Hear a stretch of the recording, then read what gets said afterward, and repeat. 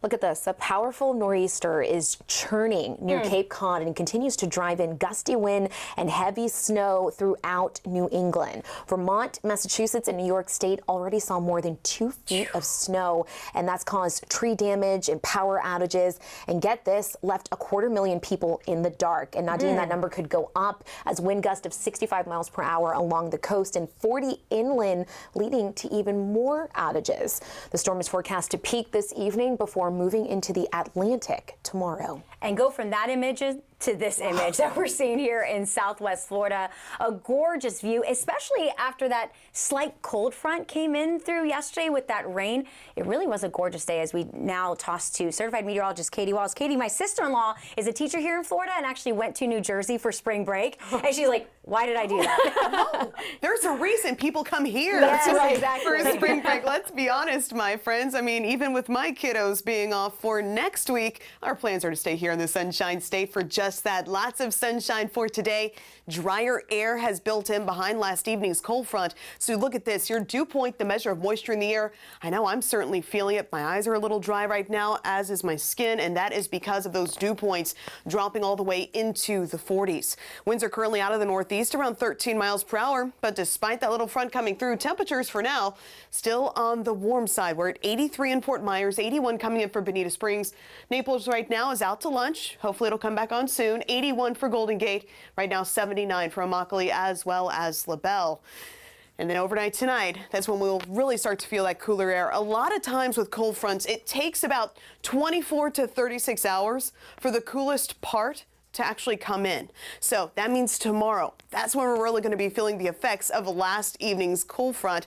So tomorrow morning, it will be the coldest start, widespread 50s, the coolest start since mid-February, going back to February 14th. So it will be exactly 1 month since we've woken up to lows in the 50s. Then fast forward, St. Patrick's Day. Of course, so many festivities going on here across Southwest Florida to celebrate.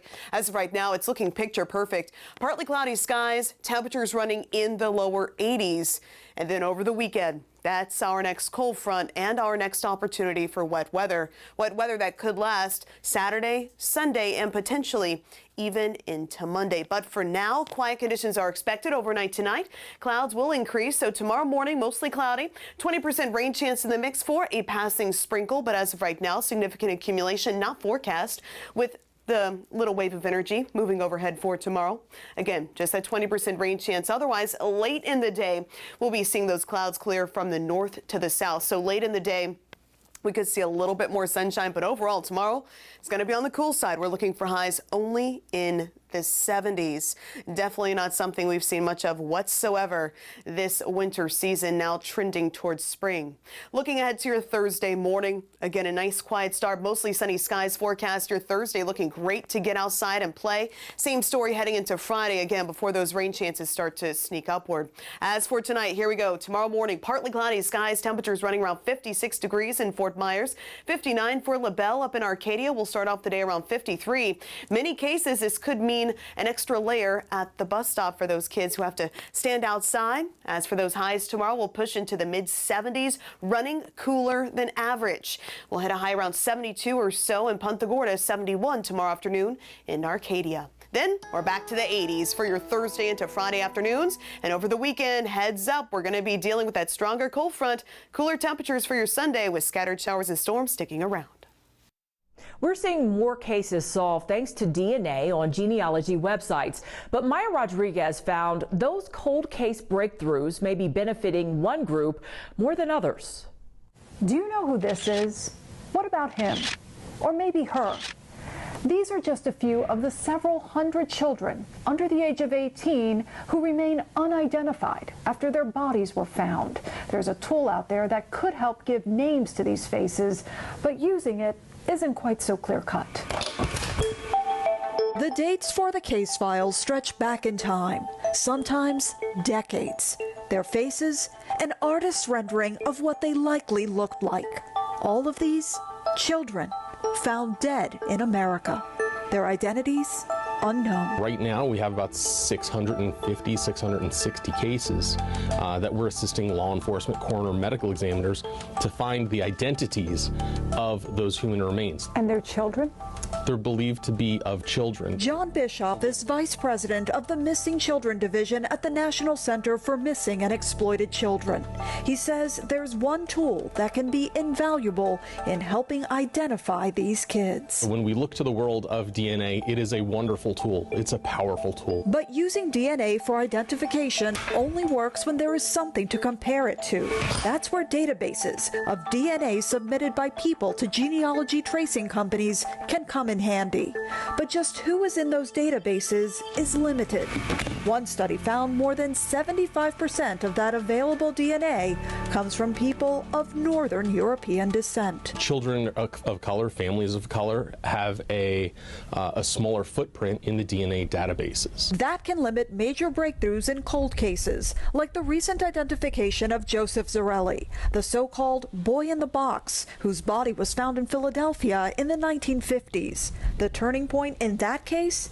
DNA submitted to a genealogy website by a relative, which allowed investigators to piece together a family tree and figure out who he was. As we saw with the boy in the box, I remember watching that on Unsolved Mysteries as a child and thinking there's no way you can have a little kid who was found dead in a box and nobody can figure out who this child belonged to. Erica Marie Rivers is the founder of Our Black Girls, which focuses on bringing attention to cases of missing Black girls, including Black Jane Does, who remain unidentified. When it comes to Jane Does, that's even more marginalized because now we don't have a name. DNA from genealogy databases could potentially help, but trust and privacy concerns surrounding it remain a challenge. When you speak about Black and brown communities and trusting their DNA with law enforcement or any sort of investigative agency, and there is hesitation. I mean, I am on 23andMe. I just wanted to figure out, who I am, where my family comes from.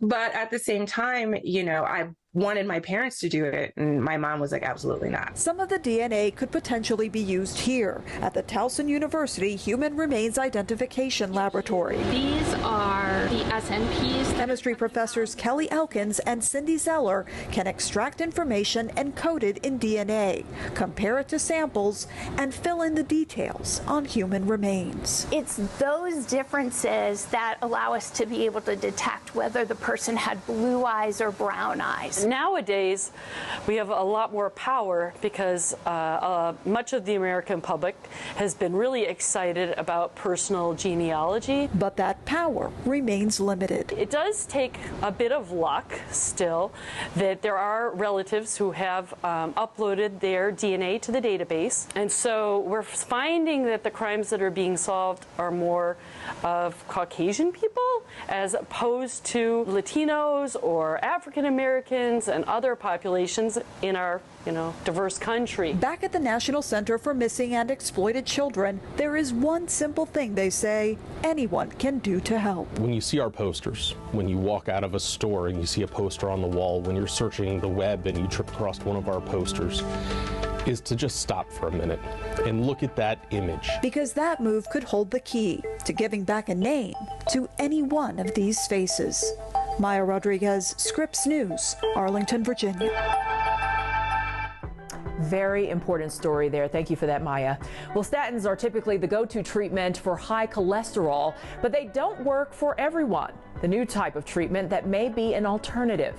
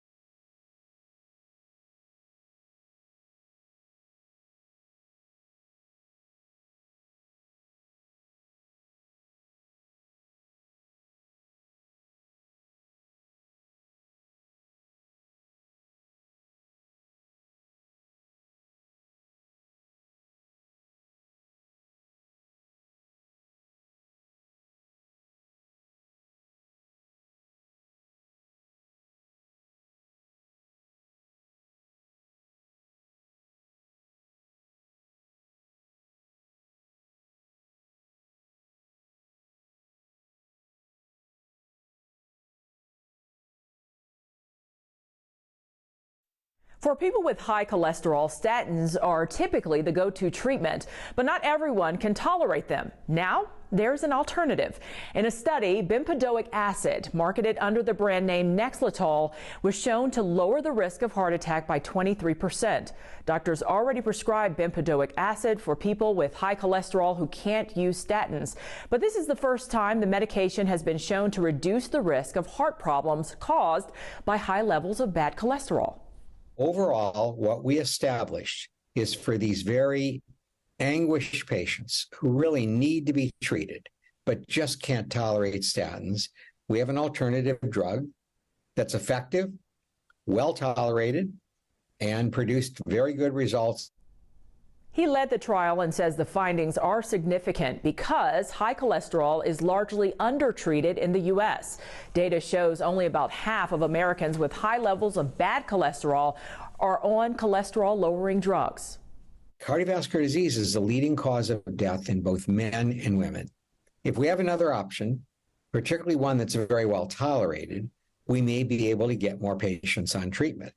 While bempedoic acid is another tool to fight high cholesterol, he says it doesn't replace statins. He says if you can tolerate statins, take those as the first option for treatment.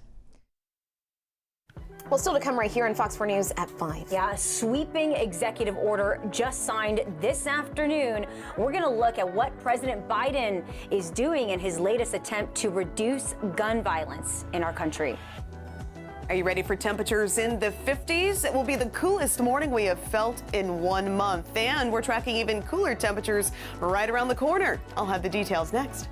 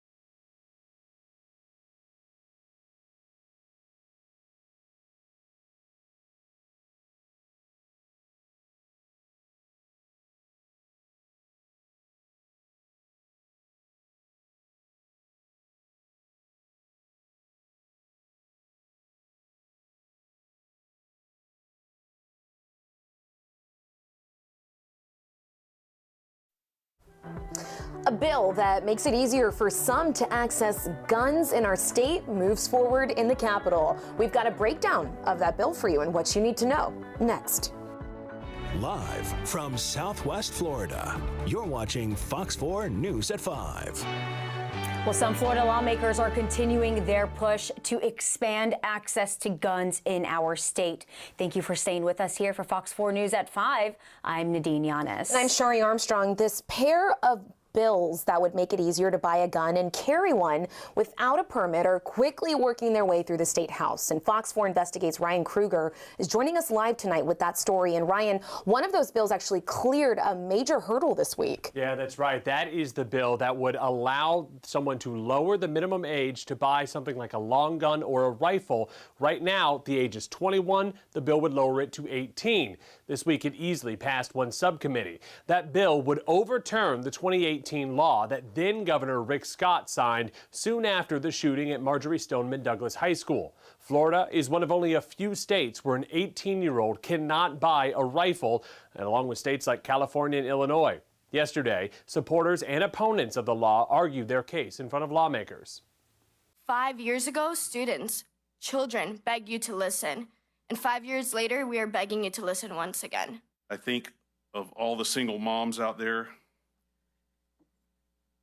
that were stripped of their ability to defend themselves. Meanwhile, today, President Biden signed a sweeping executive action that calls for more background checks when a gun is purchased. And today, the White House came out against one particular gun rights bill that's up for debate right now in Florida. Coming up tonight at 6, I am speaking one-on-one with an administration official about their concerns with Florida's legislation. Ryan Kruger, Fox 4 Investigates. All right, Ryan, speaking of that executive action taken by President Biden just about an hour ago, the president spoke out about this most recent effort to reduce gun violence. Our national team now takes a closer look at what this executive order aims to accomplish. The new executive order from President Biden today is aimed at promoting better gun storage and helping law enforcement use the bipartisan gun control measure enacted last summer. That means agencies could be hearing from the Attorney General on clarification of who can sell guns. It also means fewer guns could be sold without background checks. Data from the FBI shows 31 million checks were done last year. It's not clear how many new background checks we could see as a result of this executive order. Known as the Ninja Killer and convicted of a double murder is set to be put to death next month. Governor Ron DeSantis signing his execution warrant for Louis Gaskin on Monday. These murders happened in Flagler County. Gaskin was convicted of first-degree murder for killing 56-year-old Robert Sturmfels and 55-year-old Georgette Sturmfels. Gaskin was also convicted of armed robbery and attempted murder of another nearby couple. He became known as the Ninja Killer because he wore all-black clothing while committing the crimes. His execution scheduled for next month. Well, an expansion of Florida's controversial parents' rights in education law took a first step towards final passage in Tallahassee today. The first iteration of this policy was passed last year. A lot of people also dubbed this the Don't Say Gay law. Now, Republicans in a House committee unanimously advanced the new bill, which limits the use now of preferred pronouns in schools, banning teachers from asking a student's pronouns or providing their own. It also expands that current K-3 restrictions on the instruction of sexual orientation or gender identity, taking it all the way through 8th grade. It gets education system back to the reason that we send our children to school in the first place, and that's to learn about math, science, history, reading. Now, advocates rallying against the bill say they are worried final approval would further marginalize LGBTQ students and educators. The policy now moves to its second Republican-controlled committee, putting it one step away from the House floor. One person is hurt following a small plane crash in Brevard County today. The pilot reported engine failure and tried to make an emergency landing when that plane crashed. Authorities say the pilot was alert and was talking, but he was taken to the hospital. The FAA is now investigating. Michelle? A big change could be coming to our drinking water. Today, the EPA is proposing the first national drinking water standard for forever chemicals. The plan would limit what are known as PFAS, or forever chemicals, to the lowest level that tests can detect. This is a really important public health win, and this will have a really important impact on public health. Being exposed to the chemicals long term is linked to a range of health issues, including birth complications and cancer. The chemicals have been used for decades in everything from nonstick pans to food packaging, but companies have been phasing them out. The EPA estimates the proposed rule could reduce exposure for nearly 100 million Americans. 10 states currently have some regulations, but they're not as strict as what the EPA is proposing. Their experience shows that water utilities can install technologies that will treat for these chemicals. We can get down to those low levels proposed by the states, and that this is really achievable and doable. Now, the Association of State Drinking Water Administrators says complying with the federal proposal will be challenging, and that even with federal money available, there will still be significant rate increases. There will be a public comment period on the proposal. A final rule is expected by the end of the year. Cases of COVID-19 may be down, but scams capitalizing on the pandemic are not. The Better Business Bureau has issued a warning about phishing messages about at-home COVID-19 testing kits. People are being contacted either through email, social media, or on the phone. The BBB's Melanie McGovern says it's a common phishing scam. She says imposters might ask for your contact information, insurance information, credit card number, even your Medicare number. But you'll never receive the free tests, and adding insult to injury, scammers now have your personal information. Now, COVID test kits are still available, but make sure you order them from the official website, covidtests.gov, where every family is eligible for 4 free test kits. But Melanie says beware of duplicate sites. One of our reports said that the website they used was mimicking a government organization, and then when they went back, that website was gone. So you want to make sure that you're using that exact place. The BBB says do your research. Don't fall for high-pressure tactics to act now, and never click on links promising free medical tests. That way you don't waste your money.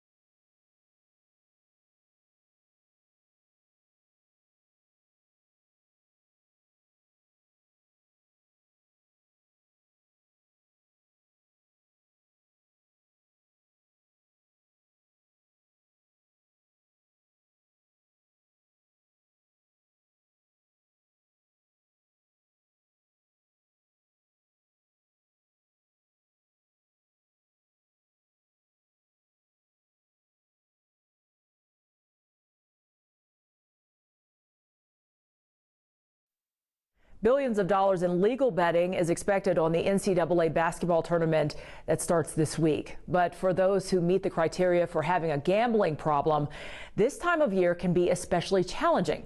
Chris Stewart shows us how artificial intelligence is starting to help. It's been more than 8 years since Brian Hatch says he last placed a bet. Hello and welcome to All in the Addicted Gamblers podcast. My name is Brian and I have lived experience with gambling harm. And today we're talking about recovery. He isn't afraid to take his podcast audience back to the lowest parts of his life, sitting at a blackjack table multiple nights a week, many times to 5 o'clock in the morning. And I was just in a position where, because of gambling, I never graduated college. You know, I was academically dismissed after my first year because I never went to class because I was always at the casino. Is there an idea of how much you lost? I don't have an exact amount, but I worked 2 or 3 jobs for most of my 20s. And I worked solidly from the age of 14 through that age of 32 with maybe a few month gap, and I lost everything I had. I lost my paychecks for 14 years. Broadcasting his gambling addiction fight is as much therapy as it is a call to others like Stephen Delaney. The second half of 2020, I took approximately $20,000 from my 401k, and basically I would max out a credit card and pay that off, tell myself I wasn't going to do it again, and then the next day I'd be racking up the credit card again. So 2 years ago, Delaney found Hatch's podcast as he struggled with an addiction to online sports betting. The New York delivery driver told me he has struggled with substance abuse in the past, but says with a gambling addiction, the help is harder to find. There's rehabs. There's multiple rehabs in the town that I'm delivering to right now. I only know of a few gambling rehabs in the entire country. According to the National Association of Administrators for Disordered Gambling Services, it's 7 times more likely for someone to have a substance use disorder than a gambling addiction. But the amount of public money put into substance use treatment programs is 338 times larger than gambling treatment programs. Gambling legalization is a state issue. No federal money is put toward gambling addiction treatment programs, unlike substances like opioids. And alcohol is a good model. You know, you've got to have community-based education prevention when you're young, and you've got to have all sorts of messages. So by the time the bartender cuts you off, that's not the first time anybody's talked to you about your alcohol use. It's the last time someone's talked to you about it. Keith White is the head of the National Council on Problem Gambling. One effort he supports is requiring online gaming companies to use artificial intelligence software like what Rasmus Kjærgaard's company, Mindway AI in Denmark, is developing. It's being used currently in places like Europe and Asia, but not as widely in the United States. Chris, you and I are 2 different and individual human beings. So is our behavior, and when it comes to gambling, definitely our behavior would be different and individual. The software, he says, acts as a friend who might tap you on the shoulder at a casino and ask if you need a break. It learns your playing style, how much you like to bet, which games you like to play, and how long you typically gamble. Then, if you start showing signs of what may be considered problem gambling, like bigger bets and chasing losses, it can tell the app or online casino to ask if you're okay. This year, New Jersey became the first state to require gaming operators use technology like this in gambling apps and online casinos. This isn't a silver bullet yet, and we may not know for a few more years whether or not it will be. Alan Feldman studies responsible gaming at the University of Nevada, Las Vegas. His team is trying to learn more about the makeup of problem gamblers by studying how they handle money outside the casino. They're currently analyzing millions of anonymous gamer financial records and working on their own algorithm. The question remains, so what? You know, what's the distinction between someone who might just need a little tap on the shoulder and just say, hey, you know, you might want to slow down here, and someone whom you need to pull off the system and encourage them to go get treatment. Any roadblock you can put to make it more difficult for someone to bet and continue to lose money is a good thing. All the responsible gambling experts I spoke with said AI could never replace the role of human intervention. You know, when you listen to a podcast right in your ear, nobody knows what you're doing. Nobody knows that you're trying to recover from gambling. Today, Delaney says he barely watches sports. This year's Super Bowl was the first game he's caught in 2 years. A lot of people who have a lot of knowledge in sports feel like we have this edge because we're so knowledgeable about players and sports, and if we've been watching our whole lives, we think we've got this edge, but what you don't realize is everybody's thinking and feeling that way. He also now has his own gambling addiction recovery podcast like Hatch. It's fantastic to know that somebody like Steven gets something out of it. Both hope that by allowing gamblers to hear their stories, the two can prevent gambling from becoming a problem. Chris Stewart, Scripps News, West Hartford, Connecticut. Here in Southwest Florida, look at this. A manatee in distress. Experts say this is linked to red tide. Was rescued in Venice this past weekend. Multiple agencies responded to help the 700-pound manatee out of the water. So marine officers and biologists actually got in the water and helped hold the manatee's head above water so it could actually breathe while they waited for more crews. That manatee was ultimately taken to SeaWorld in Orlando for rehabilitation. Colton. Living in Southwest Florida, water is kind of our thing, and you can see why. There's a ton of it. But coming up on Fox 4 News at 6 o'clock, why experts say the Caloosahatchee River could be considered ground zero for issues like red tide. And we picked up a little bit of something in the rain gauge yesterday, especially for Punta Gorda. A much needed 1 inch there, but unfortunately things are dry for now. Great news though, we have another opportunity coming this weekend. We'll talk more about that timeline next.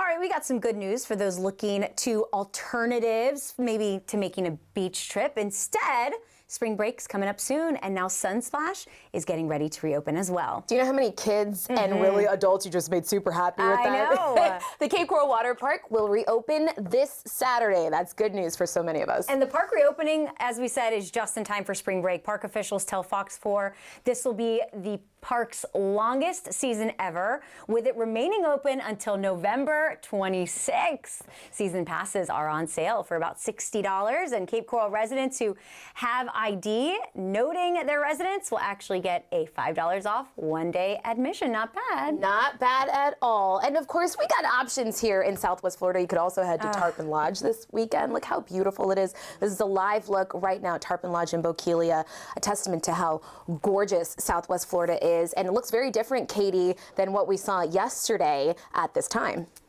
Exactly. There you go. It's really quite pretty, though. The partly to mostly cloudy skies will continue through this evening, heading into tonight and tomorrow. As a matter of fact, tomorrow will stay fairly cloudy throughout the day.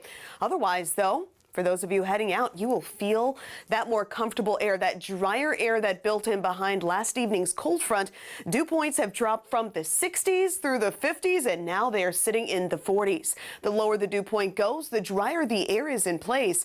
And that's one reason why those humidities are running lower today as well. Winds currently out of the northeast around 13 miles per hour.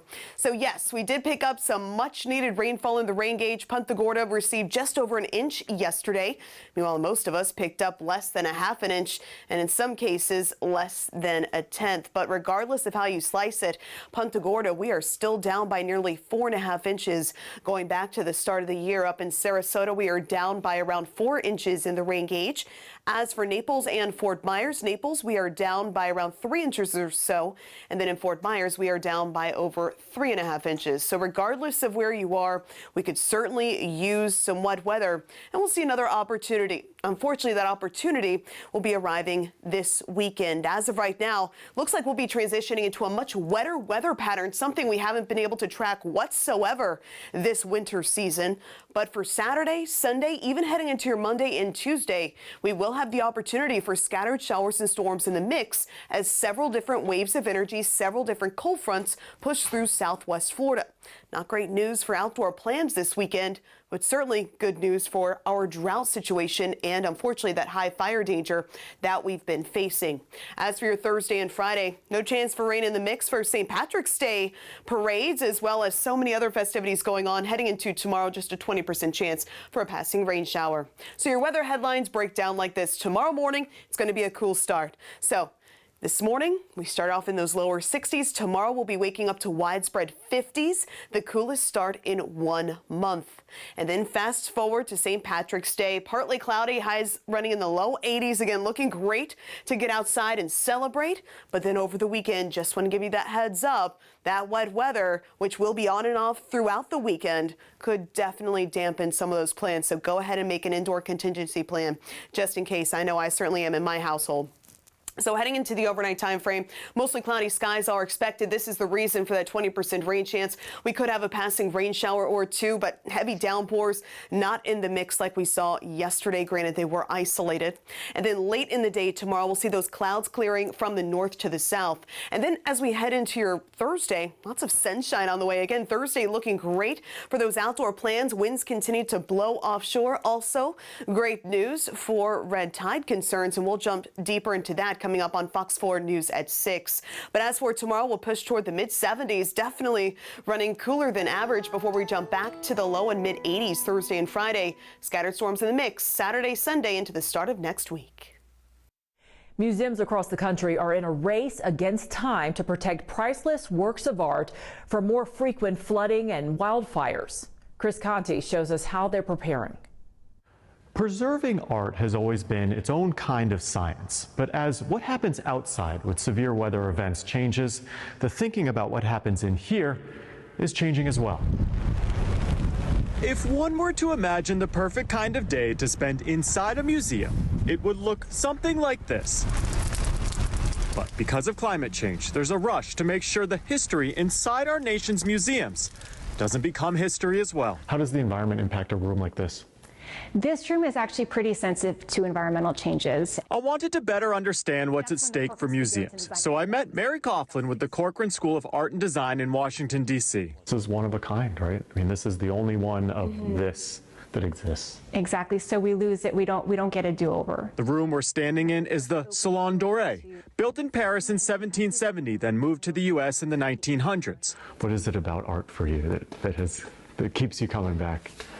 I think for me, art is our humanity. This entire room is a work of art itself, and preserving it is challenging for Mary Coughlin, especially as the weather outside takes more wild swings because of climate change. What's at stake at a lot of these places? Everything. I mean, truly everything. For decades, museums nationwide set strict, uniform standards for temperature and humidity. In the last few years, though, a different approach has emerged. Curators now say the guidelines for an exhibit in, say, Phoenix, Arizona, don't need to be the same for one in New York. There is a thought now that are we almost fighting the outside too much? And especially in terms of climate, just knowing what is normal for your environment. Climate change is driving a lot of this, especially as museums deal with more flooding. There's obvious damage that can happen from floods, but there are not so obvious impacts too. Think of it like this. A lot of paintings are like sponges. Humidity or moisture cause them to swell up. Leave a sponge on your sink for the weekend, what happens? It dries out. Not a big deal for a sponge, but for a historical work of art. Swelling as it gets humid, drying out as it, as it desiccates, and that fluctuation can cause some damage. To deal with climate change, the Getty Center in LA is designed to close off air circulation in the event of wildfires. The Met in New York has an entire climate change security team. And the Louvre in Paris built off-site storage facilities on higher ground less prone to flooding. But those projects cost millions. The question that we are now facing in this reality is how does that trickle down to smaller and mid-sized museums? What can they do? Because they're not going to be able to have these massive construction projects that cost millions of dollars. Are you worried about those smaller ones? Totally. At the end of the day, this is about preserving history and adapting to changing environments, so priceless works of art are protected. This is the kind of thing people should care about. Why? People need to care about art because, again, it's really what makes us human. Chris Conti, Scripps News, Washington. Chris, thank you for that report. Well, that's going to do it for us today. I'm Michelle London. Fox 4 News at 6 is next.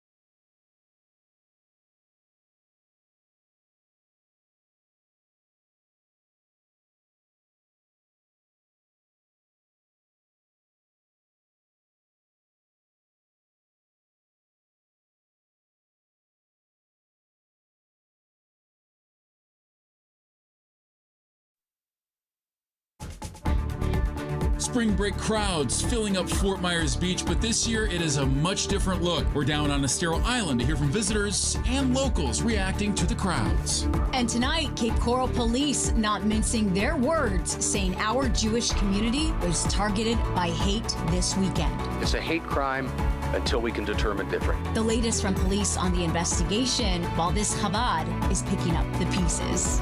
Red tide's still a major issue throughout the Gulf of Mexico. We spent the day in the Caloosahatchee River, though, to learn about the potential issues for our water supply that lay beneath the surface. Live from Southwest Florida, you're watching Fox 4 News at 6. 5.5 months after Hurricane Ian hit, spring break vacationers, of course, still descending upon Southwest Florida. We expect that this time of the year. Thanks for joining us for Fox 4 News at 6. I'm Chris Earl. And I'm Nadine Yanis. This despite all of the damage, red tide, and dangers in the sand. Many don't even seem to know that a near Category 5 storm hit us just less than 6 months ago. And that's one perspective that's out there. So the question tonight, what does a post-Ian Fort Myers Beach spring break really look like when so much is still closed? Our Elise Chingari spent the day working to answer that. She is live on Fort Myers Beach. And Elise, much different than years past. Good evening, Nadine and Chris. Yes, spring break looks different than it did in years prior. You know, just yesterday we were out on a story and someone came up to us. They were bleeding. They said they cut their foot in the water. They were unaware of even red tide. I said, you should probably get that checked out. You know, other times when we're down here for stories, people say, what is all of this garbage? What is all of this? You know, there's still a lot of people that are unaware, a lot of the debris that's still here from Hurricane Ian. What happened here? And I said, there was a hurricane. And they're like, when was that? It was like 6 months ago. And that's not all. Questions of where's the bathrooms? Where can I buy beach towels? And where can we eat? Despite the nails literally all over the sand, including big metal pieces, as well as dead fish from red tide, the parking lots are packed with out-of-state license plates. Some people seeing the destruction from Hurricane Ian for the first time. I was kind of shocked just to see like everything destroyed. It was just like shocking and upsetting seeing everything like just gone. We're not seeing anything open. I don't even know where the kids are staying. Many tell me they are renting, staying in Naples or found hotels in Cape Coral and Fort Myers, but none of the people I spoke with are actually staying overnight on Fort Myers Beach. It is a little upsetting because we saw the whole beach like a few years ago in last year, and it was beautiful down here, but now there's a lot of wreckage.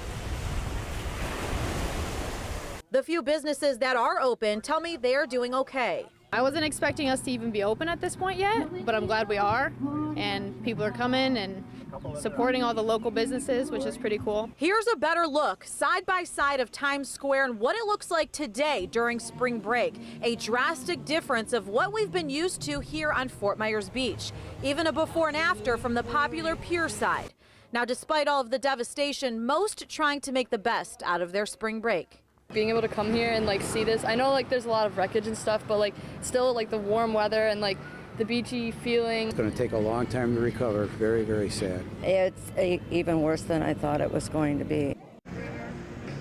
Just recently, we interviewed a doctor regarding red tide, and you know, some tips that she gave. She said, make sure you wear shoes when you're heading out to the beaches, because a lot of times you don't know what you could be stepping on. As we told you, we saw a lot of pieces of glass, big pieces of metal, and there was a ton of nails here in the sand, so just be careful when you are heading out. Live here on Fort Myers Beach, Elise Chingari, Fox 4. Thanks, Lise. I was also down at Naples Pier this morning, though, with family and for spring break as well. And definitely good advice to make sure to wear shoes, you know, not just the flip-flops, because had to avoid quite a few objects in the sand. You never know what's underneath the sand. You're getting a live look, though, at how beautiful our area is. This is why spring breakers come down here, so you're getting a live look from the Tarpon Lodge in Bokeelia. Let's go ahead and bring in certified meteorologist Katie, because a lot of people headed to the beach. What is red tide looking like these days? Well, the good news is that we are starting to see some improvements. However, we know the blooms are still out there. It's all about the wind direction as to whether or not, however, that you feel the effects when you travel to the coastline. Fantastic news heading into tomorrow. Offshore winds, that is crucial. These winds will continue out of the northeast, in so doing, helping to push any blooms farther away from shore. That means in the air, you won't be feeling the effects, because otherwise you could be sniffling and sneezing, dealing with itchy, watery eyes, maybe some lung irritation. Not necessarily a concern of mine tomorrow. Notice even heading into the afternoon, those winds will continue out of the northeast. That's why no matter where you are, from Venice Beach all the way to coastal Collier County, we are expecting these low concentrations. So this particular forecast specific to Venice Beach from 8 a.m. to 8 p.m. calling for those low concentrations. Same story for our friends on Sanibel, specifically for Bowman's Beach and for Naples Pier where Chris was earlier. Notice those low concentrations also forecast there. So excellent news. Overall, tomorrow looking like a nice beach day, but temperatures will be much cooler, actually below average. We'll time out how long that trend will last next. Thanks, Katie. For the first time, the Florida Department of Environmental Protection is telling us why Charlotte County Utilities will change the water disinfection process tomorrow. Yes, a DEP spokesperson confirming to Fox 4 they actually recommended the county do so out of an abundance of caution after a faucet in a Charlotte County home tested positive for a deadly amoeba. Now, since last month, Fox 4 has been keeping you up to date on this case of that deadly amoeba. We've been watching out for you. It's called Naegleria fowleri, which can also be contracted if it's found in tap water through the nose. Now, the Florida Department of Health told us that an amoeba was found in a home's faucet, though it is not clear how it got there. We do know that this is after Fox 4 first reported that a man had died from this same amoeba after rinsing his sinuses with Charlotte County tap water. The DEP recommended a chemical called free chlorine be used in the water systems, and it's intended to eliminate any potential water bacteria. That would include an amoeba. Your water, though, may taste or smell different. If you're in the county, the chemical change will last through May 14th. Well, happening now, the Marco Island Police Department is asking for help looking for a missing Guatemalan refugee who may have ran away from her foster family's home. Take a look. This is Claudia Genculu. She's actually 16 years old and has been missing since Saturday. Police say her foster family believes she's trying to get to California. So take a good look at her picture. If you have seen her, might have any information, you want to call the Marco Island Police Department, 239-389-5050. Also, for the first time, Cape Coral police are now calling a man using bricks to try and break into Cape Coral's Chabad Jewish Center as a hate crime investigation. And that suspect thought to be also driving a car that we showed yesterday in our stories about this, described as a 50-year-old man who's white, balding, about 6 feet tall. Fox 4's Brianna Brownlee keeping up our coverage on this. No update given today except for asking for the public's help out of this. Yes, Chris and Nadine, when it comes to that update, the only update they have right now is that when I asked Chief Sizemore if this is a hate crime, and he says yes. It's a hate crime until we can determine different. For the first time, Cape Coral Police Chief Anthony Sizemore confirming publicly his department is investigating the attack at the Chabad Jewish Center as a hate crime. I'm saddened and I'm shocked and I'm outraged that it happened in Cape Coral, but surprised? I'm not. I think it's getting the right attention, and we believe there was a hate crime. 3 days later, emotions for Rabbi Yossi Lebowski are still fresh after police say a man who has not been caught threw bricks and tried to break in as service ended. Now, there are new security cameras being installed. You never know, the guy might come again. The incident leaving witnesses wondering, how could it happen here? And Cape Coral Mayor John Gunter attempting to answer. When you are a growing city, unfortunately, sometimes these types of incidents do happen. For months, Fox 4 has covered Florida's rise in anti-Semitism. Southern Poverty Law Center numbers showed many of Florida's 53 hate groups in 2021 are in connection with the issue. Florida's Attorney General's report shows 13.5% of hate crimes that year were religiously based, but did not break down to anti-Semitic acts. Whether it's, the Jewish family or any other type of family, like you had mentioned, we're a very diverse community. But first and foremost, we are a community. If we express our love and our good to the community, hopefully these people will change their attitudes. Now you heard the mayor and you heard the rabbi talk about community, and Cape Coral Police really needs the community. They say they really ask if you know anything to come forward. Now, if you need any information regarding that description, the car, or just background information, make sure you visit this story right now on fox4now.com. Live from the Cape, Brianna Brownlee, Fox 4. Thank you, Bree. Cape Coral Police also announcing an out-of-state arrest in a murder case that they have been investigating for nearly a year. That's right. Last June, officers say they found a 41-year-old man dead in his driveway. Well, officers now say Eduardo Troche Rodriguez was found and arrested in Lexington, Kentucky. He's now charged with second-degree murder. Cape Coral Police say the next step is to have him extradited back to Lee County. The second shooter was only identified by a nickname. That's all we had to go on.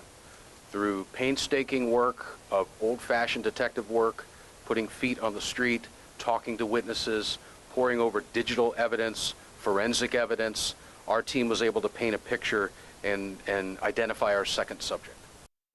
And as you just heard Chief Sizemore there, the other suspect connected to this case was actually arrested back in July.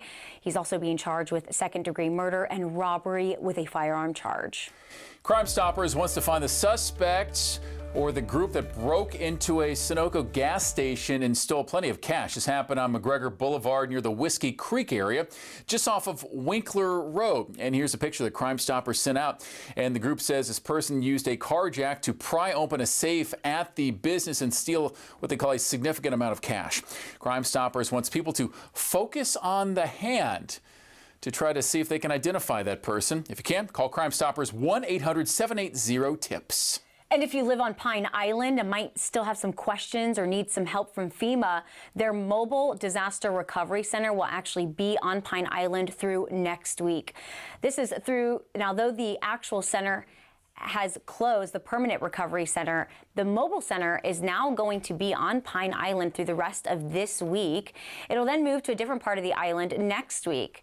This is after, as I mentioned, FEMA's permanent location closed down. But these mobile centers will still be making stops all across Southwest Florida. So for anyone that might need help, they do plan on bringing this mobile site to Sanibel as well. No word, though, on when. And red tide, as we've gone through for a long time, impacting Southwest Florida in a variety of ways right now. Yeah, and beyond the smell and the impact on the fish, it really could impact our water supply as well. So Fox 4 spending the day on the Caloosahatchee River to tell you more as we are riding along with researchers.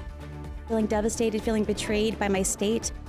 Real emotion from parents who say their children have been left behind. We're taking a look at what newly presented bill in Tallahassee is making them say this publicly. That's after the break. And for the first time this month, cooler than average temperatures on the way for tomorrow. Widespread 70s for highs. Coming up, we'll take a look at just how long this will stick around.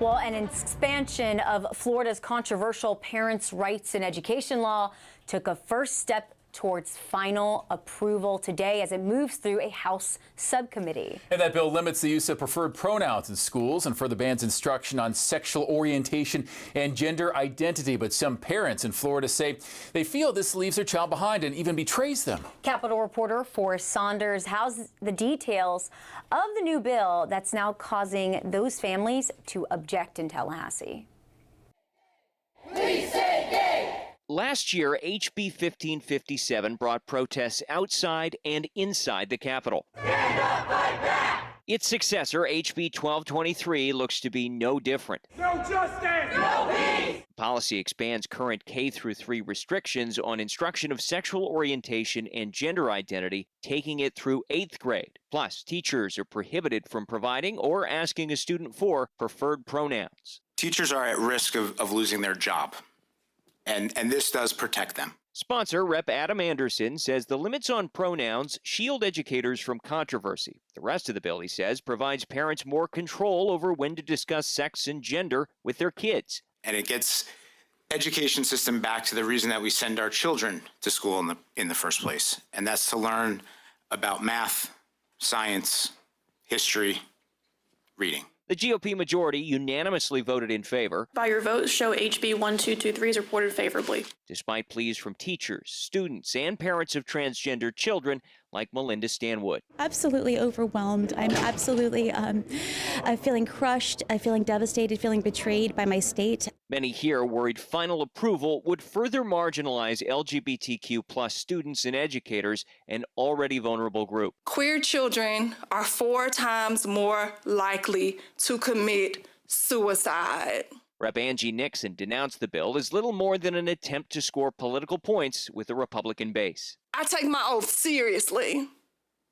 I don't want blood on my hands, and neither should any of us. Despite Democratic opposition, the policy now moves to its second Republican-controlled committee, one step away from the House floor. At the Capitol, I'm Forrest Saunders, Fox 4. Yeah, that hot, dry stretch for a long time, but might even have this little stretch where long sleeves at times, maybe. We had a very slight cold front come in yesterday. I felt the relief out there today. A gorgeous day as you're overlooking the Caloosahatchee River. But Katie Walls tells us tomorrow morning it's going to be even cooler. Some of the coldest days we felt in weeks, Katie. That's right. So basically, tomorrow morning we're going to be starting off in the 50s. Oftentimes it takes 24 to 36 hours for the coolest air behind a cold front to actually kick in. That will be tomorrow morning for us, friends. So that's what we have to look forward to. Meanwhile, for those of you heading out to Tarpon Lodge, beautiful Pine Island, here we are looking westward, and with those clouds, it should be a pretty nice sunset coming up right around 7:30. Meanwhile, those temperatures today definitely on the warm side. In Fort Myers, we hit a high of 84 degrees. Naples registered 80, 81 for Punta Gorda. A little cooler farther inland, Immokalee, LaBelle, and Palmdale all registered highs in the mid-70s. So on our temperature calendar, we're seeing a whole lot of reds. So far, March has entirely been warmer than average. As a matter of fact, hotter than normal by nearly 8 degrees. Tomorrow will be the first day in blue. We'll be starting off cooler than normal, and your highs will not be hitting the 80s. Take a look at this. We'll be seeing a significant temperature cool down. So tomorrow morning, a cool start. Tomorrow afternoon, we'll stay on the cool side as well. Highs only expected in the mid-70s, normal being 81 degrees. Of course, our cool snaps are just that. They are very short-lived. So by Thursday into Friday, we are right back into the low and mid-80s. Great news for St. Patrick's Day celebrations, of course, being on Friday. Then over the weekend, another cold front comes in, and really over the weekend, that's when our pattern shifts significantly. We'll start to trend into a much wetter weather pattern with multiple waves of energy possible coming through Southwest Florida, not just over the weekend, but into the start of next week as well. So Saturday, we'll hit a high around 81. That front comes through. We'll drop those highs on Sunday toward 71 degrees. So that will be our next time frame for our next cold front. As for tomorrow, the coolest day since mid-February, specifically February 13th and 14th. And then Thursday, Friday, we warm things back into the 80s, and then over the weekend, heads up. Unfortunately, some wet weather could impact and dampen outdoor plans. If you can, go ahead and make a contingency plan just in case. Otherwise, overnight tonight, clouds will be increasing. Tomorrow, overall, I think we will be seeing partly to mostly cloudy skies. Could see a passing rain shower, so tomorrow's rain chances we do have in the mix around 20%. Have the umbrella on hand just in case, but not expecting that consistent rain that we dealt with, say, yesterday, as that cold front actually came through. So most of the day tomorrow, pretty cloudy. Late in the day, we'll start to see a clearing sky from the north to the south. So DeSoto, Charlotte County by around 4 p.m. We'll start to see that sun shining through, and then lots of sunshine on tap as we look ahead to your Thursday. Thursday looking great for outdoor plans. And by the way, some more good news. Offshore winds, which are crucial when it comes to our red tide issues along the coast, specifically for our friends heading to the coast. With this offshore wind expected to continue into Thursday, low concentrations are expected at least through Thursday. As for tomorrow, it's going to be a cool day. Highs only around 75 degrees, 6 degrees below average. Then we're back to the 80s Thursday, Friday, and rain chances go right back up Saturday into the start of next week. We need to be able to take that water, clean it, store it, and send it south. But can that cause an algae outbreak for Southwest Florida? Coming up, we are along on a boat ride with researchers and scientists to hear what they have to say.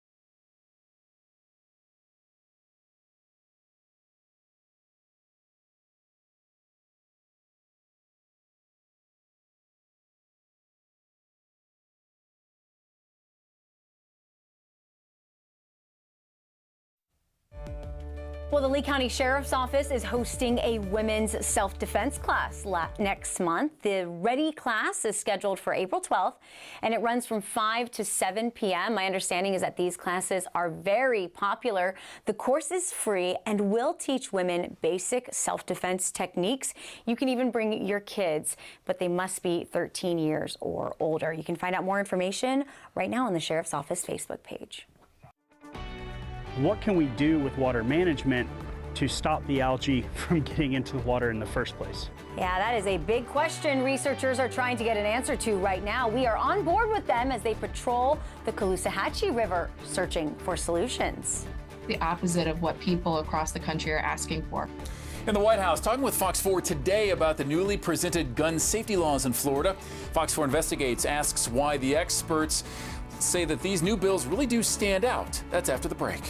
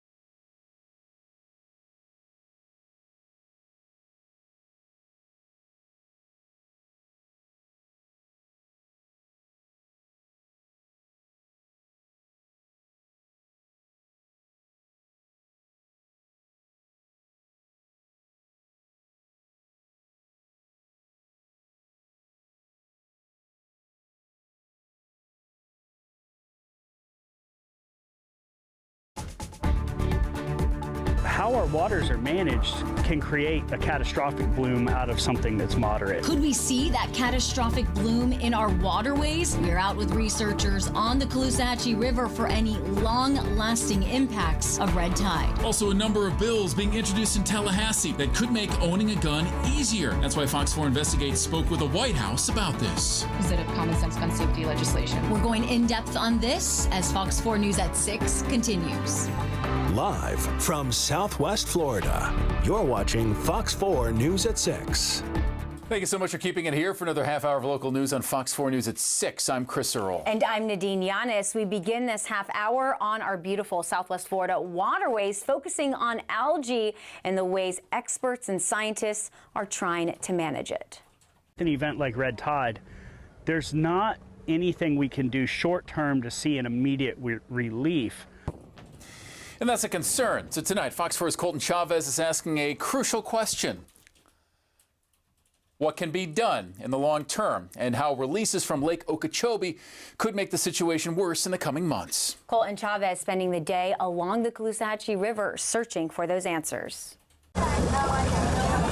How our waters are managed when it comes to handling the current red tide on the Caloosahatchee River can create a catastrophic bloom out of something that's moderate. An extreme fear for the nonprofit Captains for Clean Water's co-founder Chris Whitman.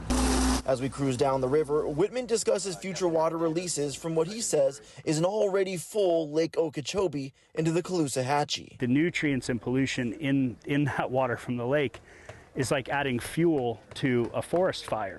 It makes these blooms last much longer duration, and much more toxic as far as their severity. A reality Whitman says would make red tide impacts even worse, as more water from the rainy season would add to the already concerning Lake O water levels. The good news is we do have a path out of that. It's Everglades restoration. Whitman says Everglades restoration was voted into Florida law back in 2000, saying it would allow harmful water releases from Lake O the ability to be cleaned and sent to other areas besides Southwest Florida. We need to be able to take that water, clean it, store it, and send it south, so that we have more capacity in the system to deal with the water. Whitman admits it's a slow-acting process that wasn't seen as a priority or as strongly advocated for when it was voted into law 23 years ago. For the first half of that time frame that was expected, it did not move at the pace that it could have. But it's the answer Captains for Clean Water feel will solve the problems below the surface. The solution isn't to figure out what kind of gizmo we can create to suck the algae out of the water.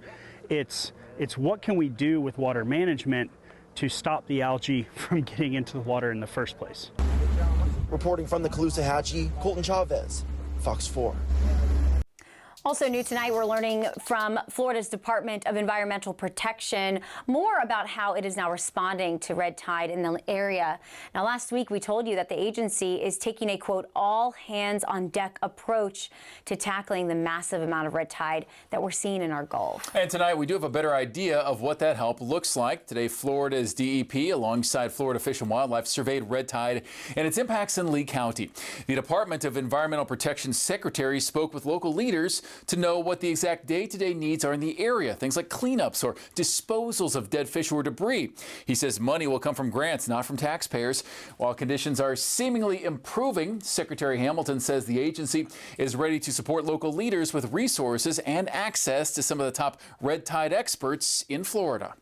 Making sure that we're able to give them access to some of the foremost, minds on this issue at FWC, and explaining some of the nuances associated with red tide, and then also making sure that they know they have resources at the Department of Health. They've got health-related questions that they want to understand, where they can find information and things of this nature.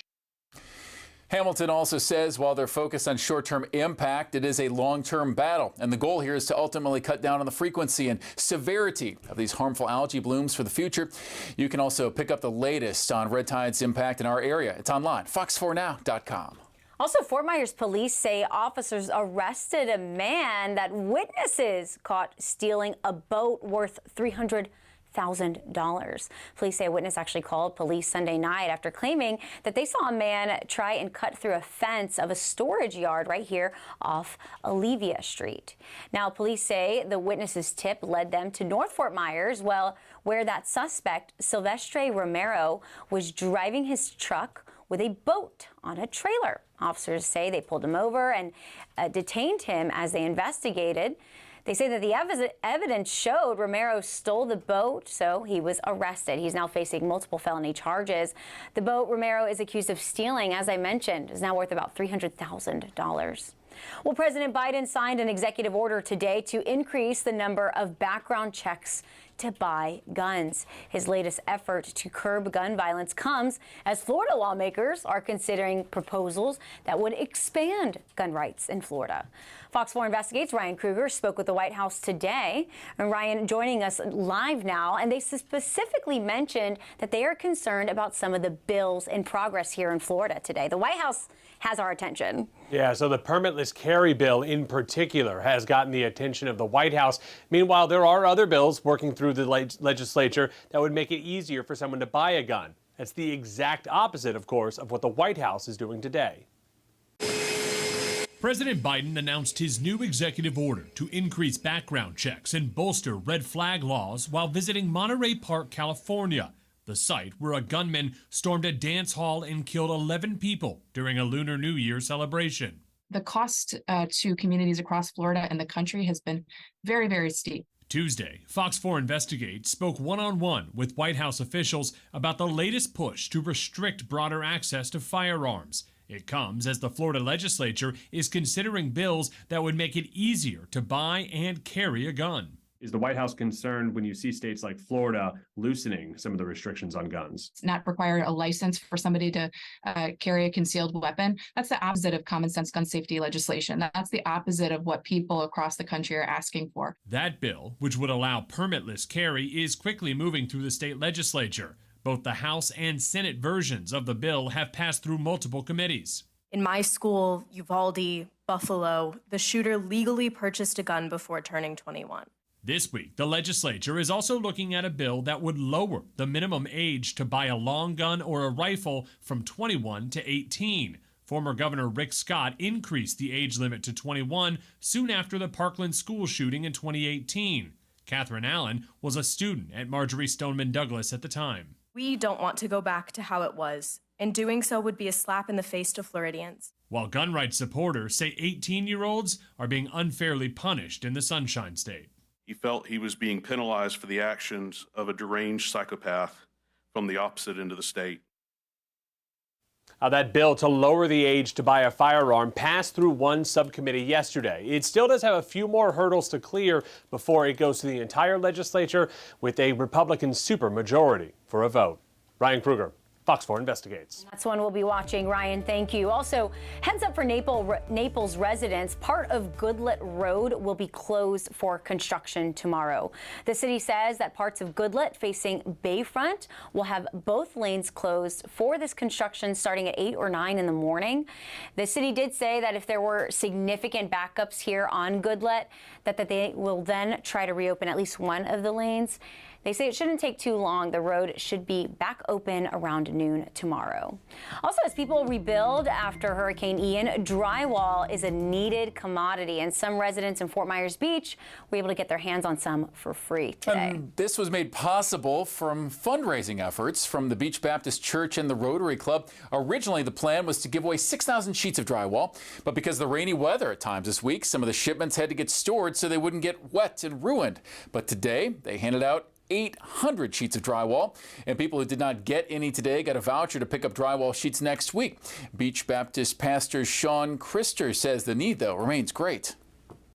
I can only go by the way it looked this morning. So we had 3 cars that spent the night here starting at 2:30 in the morning, and by 7:30 we had 78 cars in line. We knew we only had enough drywall today for 32 cars. So that need, so I guess that's what that looks like to us. It's just when they keep showing up like that, we know that need is there. Oh, God, it's great. I mean, really, we can't afford it. I mean, we had to take everything out. Now we have to rebuild everything. It's time-consuming and labor and just one thing after another, man. I mean, we're trying.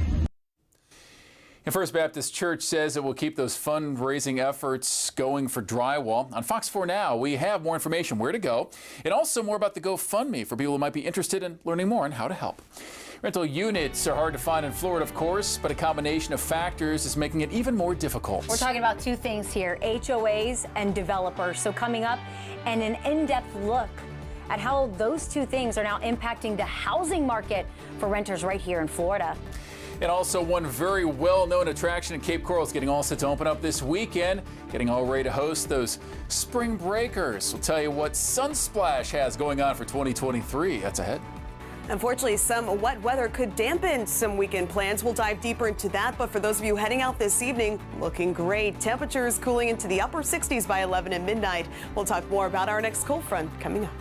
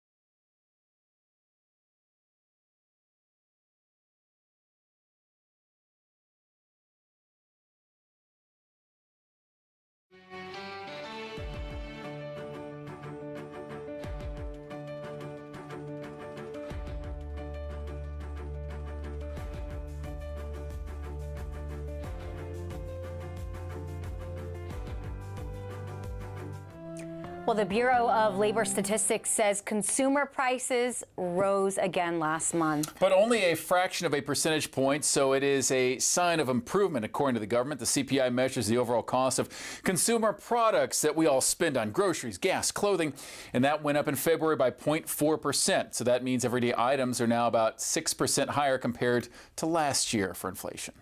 Also, Southwest Airlines unveiled its three-part plan to prevent a future meltdown like the one that caused thousands of cancellations around the holidays last year. So the company says it's now upgrading its scheduling system so crews can be updated more regularly. The airline is also beefing up its customer service phone system. Southwest says they will also purchase extra de-icing trucks and equipment and the senior leader on the staff to help with operations. As if the rental market was not difficult for most Floridians, there's also something that one neighborhood in the Tampa Bay area says is gobbling up the available units. Yeah, Keely McCormick from our Scripps station in Tampa Bay, WFTS, actually shows us how HOAs and developers are not only cutting availability on the Treasure Coast, but actually all across the state. We have 1,458 homes, and somewhere in the neighborhood of 250 to 300 of them are actually rental homes. And they're owned by large corporations. Michael Smith says these massive companies are taking over his neighborhood. The price to live in paradise is high right now, and for some people, renting is the only option. Smith says he doesn't have an issue with renters. He just wants to see some accountability from the rental companies. Nobody came by from the company that owns the home to inspect, to make sure it was ready for the new renter. They were flipping it as fast as they can. This was the scene Smith and his neighbors saw at one rental home on move-out day. Trash spewed all over the sidewalk and driveway. He tells me he had a hard time getting a hold of the company because they're not based in Tampa. That's an issue many neighborhood groups are facing. We had a renter who over a period of a little over 2 years ran up 30 violations, and some of these were just sort of out of control. And we would send, of course, the warnings and the fines to the rental company, which was out of state. It went to a P.O. box. We never got resolution. Hammond is the HOA president for Plantation Palms in Pasco County. He says on top of the accountability issues, the companies don't keep up with yard maintenance. When you take a look at some of the other rentals, especially the big corporate rentals, you can pick them out. They don't invest. They haven't painted the house. They haven't put new roofs on. The yard doesn't look well maintained. Hammond said he had enough. Now he's pushing back. The Plantation Palms HOA went through a long process to amend their governing documents to make it harder for corporate companies to buy up homes within their HOA. The package included language that said that you can buy a house in Plantation Palms, but you cannot rent it without living in it for 2 years. Hammond thinks this, among a few other changes, will make a big difference. Now, he's hearing from several neighborhood groups in the Bay Area who want to make those same changes. For people in Cape Coral who love water combined with gravity, Sunsplash opens up for what it says will be the longest season yet starting this weekend. The park says it's going to be open all of spring break with some special additions. The water park will be all open during all of the Lee County School District spring breaks. Sunsplash says this year's spring break season will include special parties and games. Season passes are also available starting on Friday. And also something that Cape Coral residents should know is they'll get a special $5 off one-day ticket if you bring your ID that shows you're a Cape resident. Yeah, not too bad. Perfect timing for spring break as we getting a live look over the Tarpon Lodge in Bokeelia. That sun shining. It was a gorgeous day, but things might be cooling down soon, Chris. And at least so we talk about the number of shirts you can go through for a day. At least that might be going down for a while with some of these high temps. Fox 4 certified meteorologist Katie Walls now joining us. That's right, all courtesy of last night's cold front. It tends to take 24 to 36 hours for the coolest air behind a front to actually reach us. And sure enough, that's going to be tomorrow. By the way, it was a beautiful live look from Tarpon Lodge and sunset at 7:36. Friendly reminder now, sunrise will be at 7:38 tomorrow morning. As for those temperatures today, we started off at 66 degrees. Afternoon highs rose to 84, so overall above normal. Normals range from 59 to 81 And tomorrow we'll be starting cooler than 59, and our highs won't even get out of the 70s. So overnight tonight, here's where we're headed. 56 degrees in Fort Myers, 54 for Punta Gorda, 53 degrees my expected low in Arcadia. A little milder farther inland to Immokalee, LaBelle, Naples, Marco, looking for those morning temperatures around 60 or so. Basically, this is the coolest morning that we have felt since mid-February, going back exactly 1 month. And Thursday morning could be a couple of degrees cooler. So again, the average is 59 degrees for a morning temperature. That's where we'll kick off your Friday, right on target for this time of year. Saturday, muggy ahead of a cold front. That cold front's going to swing through Saturday into Sunday, and behind it, we'll see those temperatures drop back once again for the start of next week. Basically, over the weekend, that will initialize a much wetter weather pattern here across southwest Florida. So we'll have that cold front coming in, and it's going to stall off just toward our south. So that will keep rain chances on the elevated side both Saturday into Sunday. Unfortunately, that could mean some outdoor plans this weekend may be impacted. And then into the start of next week, another area of low pressure will keep our rain chances high both Monday heading into Tuesday. Of course, this is wet weather that we could really use considering our moderate to severe drought conditions. As for tomorrow, we'll be mostly cloudy. Could see a 20% rain chance, but significant rainfall not forecast for tomorrow. And despite last night's wet weather, still, unfortunately, dealing with extremely dry conditions here in Collier County, the driest county in the state. We're specifically looking at the Keach-Byram Drought Index. This measures the amount of moisture in the top 8 inches of the soil, that being the layer that burns during wildfires. We are critically dry in Hendry as well as Lee, so no surprise that these 3 counties are under that burn ban until further notice. Glades County, though, we're not far behind, and we are very dry for Charlotte, DeSoto, into Sarasota counties. Speaking of Punta Gorda, look at this. We picked up 1 inch yesterday in the rain gauge, but still, since January 1st, we are in deficit by around 4.5 inches. Naples still down by around 3 inches or so, despite that 1/4 inch in the rain gauge. Nearly a 1/4 inch. And in Fort Myers, we are down by more than 3 2/3 of an inch. We only got 2/100 in the rain gauge with last evening's rainfall. So heading into tomorrow, fairly cloudy, could see a passing rain shower. So again, we will keep that 20% rain chance in the mix. Otherwise, offshore northeasterly winds will prevail, 10 to 15 miles per hour. Temperatures much cooler, heading to 75 degrees for a high. And then by Thursday afternoon, we're right back to the low and mid 80s into St. Patrick's Day over the weekend. Have that rain gear close by.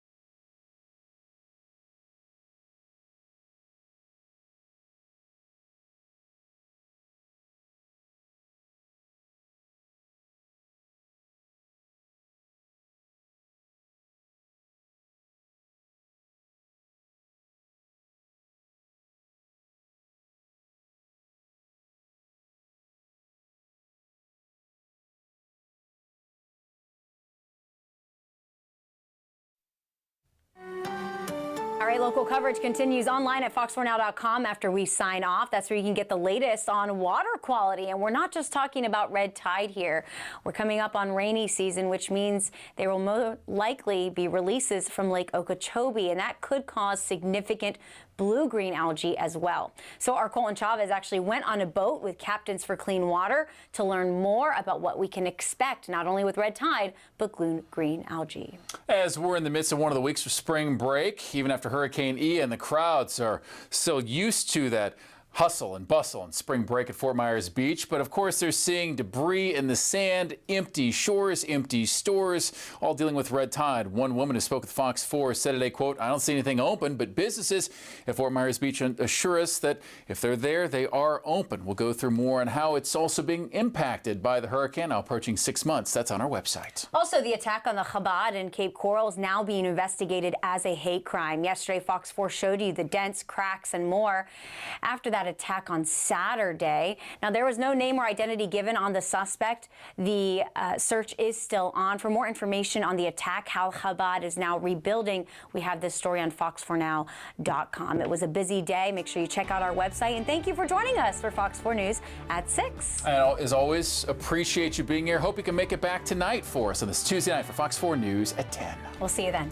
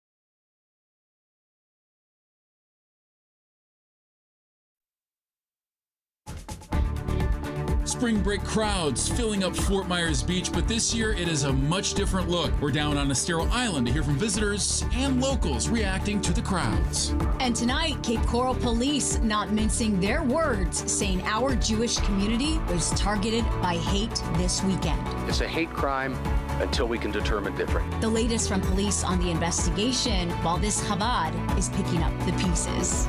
Red tide's still a major issue throughout the Gulf of Mexico. We spent the day in the Caloosahatchee River, though, to learn about the potential issues for our water supply that lay beneath the surface. Live from Southwest Florida, you're watching Fox 4 News at 6. 5.5 months after Hurricane Ian hit, spring break vacationers, of course, still descending upon southwest Florida. We expect that this time of the year. Thanks for joining us for Fox 4 News at 6. I'm Chris Earl. And I'm Nadine Yanis. This despite all of the damage, red tide, and dangers in the sand. Many don't even seem to know that a near Category 5 storm hit us just less than 6 months ago. And that's one perspective that's out there. So the question tonight, what does a post-Ian Fort Myers Beach spring break really look like when so much is still closed? Our Elise Chingari spent the day working to answer that. She is live on Fort Myers Beach. And Elise, much different than years past. Good evening, Nadine and Chris. Yes, spring break looks different than it did in years prior. You know, just yesterday we were out on a story and someone came up to us. They were bleeding. They said they cut their foot in the water. They were unaware of even red tide. I said, you should probably get that checked out. You know, other times when we're down here for stories, people say, what is all of this garbage? What is all of this? You know, there's still a lot of people that are unaware, a lot of the debris that's still here from Hurricane Ian. What happened here? And I said, there was a hurricane. And they're like, when was that? It was like 6 months ago. And that's not all. Questions of where's the bathrooms? Where can I buy beach towels? And where can we eat? Despite the nails literally all over the sand, including big metal pieces, as well as dead fish from red tide, the parking lots are packed with out-of-state license plates. Some people seeing the destruction from Hurricane Ian for the first time. I was kind of shocked just to see like everything destroyed. It was just like shocking and upsetting seeing everything like just gone. We're not seeing anything open. I don't even know where the kids are staying. Many tell me they are renting, staying in Naples or found hotels in Cape Coral and Fort Myers, but none of the people I spoke with are actually staying overnight on Fort Myers Beach. It is a little upsetting because we saw the whole beach like a few years ago in last year, and it was beautiful down here, but now there's a lot of wreckage. The few businesses that are open tell me they are doing okay. I wasn't expecting us to even be open at this point yet, but I'm glad we are, and people are coming and supporting all the local businesses, which is pretty cool. Here's a better look side by side of Times Square and what it looks like today during spring break. A drastic difference of what we've been used to here on Fort Myers Beach. Even a before and after from the popular pier side. Now, despite all of the devastation, most trying to make the best out of their spring break. Being able to come here and like see this, I know like there's a lot of wreckage and stuff, but like still like the warm weather and like the beachy feeling. It's going to take a long time to recover. Very, very sad. It's even worse than I thought it was going to be. Just recently, we interviewed a doctor regarding red tide, and you know, some tips that she gave. She said, make sure you wear shoes when you're heading out to the beaches, because a lot of times you don't know what you could be stepping on. As we told you, we saw a lot of pieces of glass, big pieces of metal, and there was a ton of nails here in the sand. So just be careful when you are heading out. Live here on Fort Myers Beach, Elise Chingari, Fox 4. Thanks, Lise. I was also down at Naples Pier this morning, though, with family and for spring break as well. And definitely good advice to make sure to wear shoes, you know, not just the flip-flops, because had to avoid quite a few objects in the sand. You never know what's underneath the sand. You're getting a live look, though, at how beautiful our area is. This is why spring breakers come down here. So you're getting a live look from the Tarpon Lodge in Bokeelia. Let's go ahead and bring in certified meteorologist Katie, because a lot of people headed to the beach. What is red tide looking like these days? Well, the good news is that we are starting to see some improvements. However, we know the blooms are still out there. It's all about the wind direction as to whether or not, however, that you feel the effects when you travel to the coastline. Fantastic news heading into tomorrow. Offshore winds, that is crucial. These winds will continue out of the northeast, in so doing, helping to push any blooms farther away from shore. That means in the air, you won't be feeling the effects, because otherwise you could be sniffling and sneezing, dealing with itchy, watery eyes, maybe some lung irritation. Not necessarily a concern of mine tomorrow. Notice even heading into the afternoon, those winds will continue out of the northeast. That's why no matter where you are, from Venice Beach all the way to coastal Collier County, we are expecting these low concentrations. So this particular forecast specific to Venice Beach from 8 a.m. to 8 p.m. calling for those low concentrations. Same story for our friends on Sanibel, specifically for Bowman's Beach and for Naples Pier, where Chris was earlier. Notice those low concentrations also forecast there. So excellent news. Overall, tomorrow looking like a nice beach day, but temperatures will be much cooler, actually below average. We'll time out how long that trend will last next. Thanks, Katie. For the first time, the Florida Department of Environmental Protection is telling us why Charlotte County Utilities will change the water disinfection process tomorrow. Yes, a DEP spokesperson confirming to Fox 4 they actually recommended the county do so out of an abundance of caution after a faucet in a Charlotte County home tested positive for a deadly